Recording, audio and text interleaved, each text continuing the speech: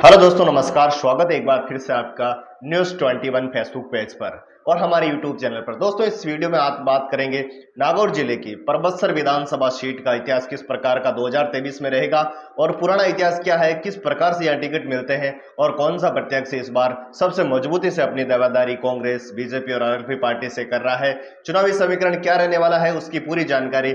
उससे पहले आप इस वीडियो को लाइक और शेयर जरूर करें और साथ साथ कमेंट बताएं कि इस बार सबसे मजबूत प्रत्याशी कौन है। दोस्तों, राजस्थान में विधानसभा चुनाव जल्द ही है। ऐसे में इस बार बात करें नागौर जिले की परबतसर विधानसभा सीट की, तो परबतसर विधानसभा सीट में इस प्रकार किस प्रकार चुनावी समीकरण रहेगा। दोस्तों, उससे पहले एक बार नजर डाल लेते हैं 2018 और 2013 के विधानसभा चुनाव पर यहाँ पर किस प्रकार के समीकरण बने। दोस्तों, बात करें 2018 के विधानसभा चुनाव की, तो यहाँ पर बीजेपी और कांग्रेस के मध्य कांटे की टक्कर थी और बीजेपी से किस प्रत्याशी को टिकट मिला और कांग्रेस कौन से प्रत्याशी को टिकट मिला। दोस्तों, बात करें 2018 से, तो बीजेपी से मान सिंह किंसरिया को टिकट मिला, वहीं कांग्रेस से रामनिवास गावड़िया को टिकट मिला। लेकिन इन दोनों प्रत्याशियों के साथ साथ निर्दलीय प्रत्याशी भी चुनावी मैदान में थे। लेकिन 2018 के विधानसभा चुनाव में यहां से कांग्रेस के प्रत्याशी रामनिवास गावड़िया बाजी मार जाते हैं, जिनको कि इस यहां पर 76,373 वोट मिले। वहीं मानसिंह किंसरिया को 61,888 वोट मिले और यहां से कांग्रेस के प्रत्याशी 2018 के विधानसभा चुनाव में रामनिवास गावड़िया जीत जाते हैं। लेकिन उससे पहले एक बार नजर डाल लेते हैं 2013 के विधानसभा चुनाव में। 2013 के विधानसभा चुनाव में भी मानसिंह किंसरिया बीजेपी के प्रत्याशी थे, लेकिन कांग्रेस के प्रत्याशी यानी कि भारतीय राष्ट्रीय कांग्रेस के प्रत्याशी जो मानसिंह किंसरिया थे, बीजेपी के प्रत्याशी, उनको 75,236 वोट मिले थे। वहीं 2013 में लच्छाराम, जो कि राष्ट्रीय कांग्रेस पार्टी से टिकट की दावेदारी पेश कर रहे थे, उनको 59,000 के आसपास वोट मिले। तो वहीं भी बीजेपी के मानसिंह किंसरिया जीत गए, यानी कि 2013 में बीजेपी जीती, 2018 में वापस कांग्रेस जीत गई। लेकिन 2023 के समीकरण आपको बदलते हुए नजर आएंगे।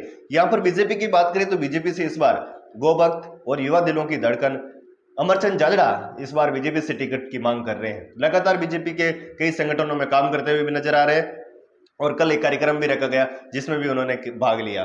दोस्तों, बता दें कि बीजेपी से इस बार क्या एक बार फिर से मानसिंह किंसरिया को टिकट मिलेगा या कोई नया प्रत्याशी चुनावी मैदान में आ सकता है। लेकिन बात करें तो अभी चर्चा और हवा के अनुसार देखा जाए तो अमरचंद जाजड़ा काफी इस बार बीजेपी में एक्टिव नजर आ रहे हैं। तो ऐसे में क्या अमरचंद जाजड़ा को बीजेपी टिकट दे सकती है? हालांकि भी अमरचंद जाजड़ा के समर्थक ये भी कहते हैं कि बीजेपी, कांग्रेस और आरएलपी पार्टी से उनको कोई लेना देना नहीं है, पार्टियां उनके पीछे घूमती है। अगर टिकट नहीं मिलेगा तो हम निर्दलीय भी चुनाव लड़ सकते हैं। लेकिन कांग्रेस का आपको पता है कि कांग्रेस ने रामनिवास गावड़िया 2018 के विधानसभा चुनाव में जीते थे, तो एक बार फिर से कांग्रेस से प्रत्याशी रामनिवास गावड़िया ही होने वाले हैं। तो ये तो पूरी तरीके से कंफर्म है कि कांग्रेस से रामनिवास गावड़िया होंगे। लेकिन बीजेपी में दो ही चेहरे हैं, या तो मानसिंह किंसरिया वापस चुनावी मैदान में आ सकते हैं या अमरचंद जाजड़ा को टिकट मिल सकता है। अगर अमरचंद जाजड़ा को टिकट नहीं मिलता तो फिर चुनावी समीकरण यहां से बदल सकते हैं, वो कौन सी भी पार्टी से चुनाव लड़ सकते हैं। लेकिन दोस्तों, राष्ट्रीय लोकतांत्रिक पार्टी की बात करें तो राष्ट्रीय लोकतांत्रिक पार्टी से यहाँ बागी हुए प्रत्याशी चुनावी मैदान में आ सकते हैं, चाहे वो कांग्रेस से हो चाहे बीजेपी से हो। तो यहाँ पर राष्ट्रीय लोकतांत्रिक पार्टी भी बीजेपी और कांग्रेस का समीकरण बिगाड़ती हुई नजर आएगी।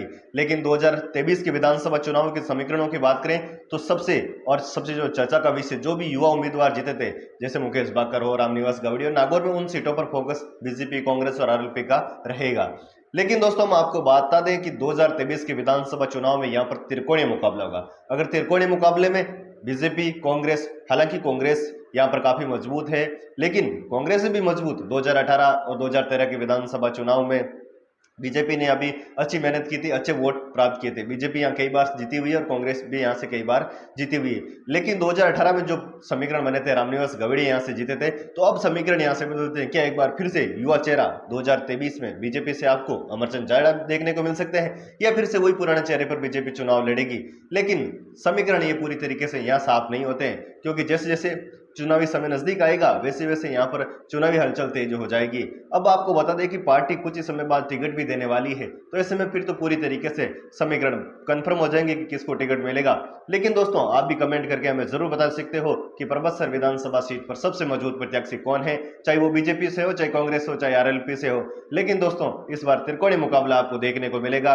अमरचंद जाजड़ा, मानसिंह किंसरिया, रामनिवास गावड़िया, राकेश मेघवाल समेत कई प्रत्याशी जो इस बार चुनावी मैदान में हो सकते हैं। तो दोस्तों, इसी प्रकार के हम आपको अपडेट देते रहेंगे, तो आप हमारे इस फेसबुक पेज न्यू21 से जरूर जुड़े और हमारे यूट्यूब चैनल से भी जुड़े। इसी प्रकार की अपडेट के साथ मिलते हैं, तब तक के लिए जय हिंद, जय भारत, वंदे मातरम।